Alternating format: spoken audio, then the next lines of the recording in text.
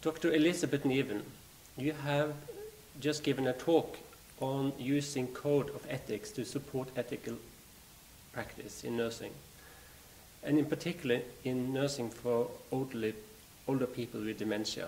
Yes. What is the most important ethical dilemma in care for people with dementia today?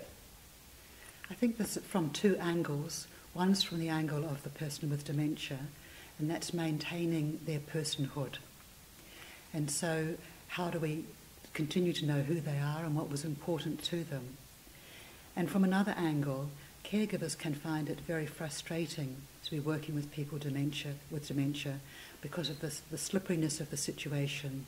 You sometimes don't know who they are now. They're different a moment ago. They're different this afternoon from who they were. The consistency in caring for these people can be really challenging. And I guess that's part of the personhood of the person as well. Are the ethical dilemma very different if the patients are in a nursing home versus home care? Well, they are. In home care, people can become extremely frustrated. And I don't know how it is in Norway, but certainly at home in New Zealand, caregivers can work beyond their capacity in taking care of someone who's got dementia. So that's an ethical issue for the healthcare worker. When do you intervene? How do you do that? What about the autonomy of the people? Who makes the best decisions? If you take away the person's duty of care for the person they love, how are you going to manage that? So yes, major issues. At the conference we have learned that different countries have different codes of ethics and also different nursing organizations. Would you say that is a problem?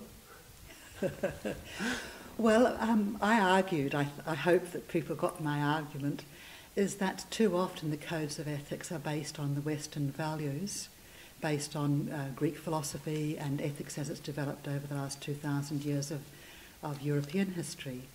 And I was arguing that people from countries in, say, Africa and South America, countries in the Pacific and in Asia, should be trying to get some of their own language and concepts into the ethics, codes of ethics, and not simply borrowing the concepts as they sit, such as beneficence and autonomy, because those values are seen differently in different countries. And I would encourage those nurses to be really courageous and to start giving examples of their own concepts in use. What can support nurses in making decisions in ethical dilemmas? I think nurses have to know their own values, what's important to them, and know them in a real and mindful way, not simply intuitive knowledge that's not been considered in the past. They also need to be aware of their own culture and tradition and their faith if they have them, and they need to put these together with the family and the patient's view of the world and what's right and appropriate in that particular situation.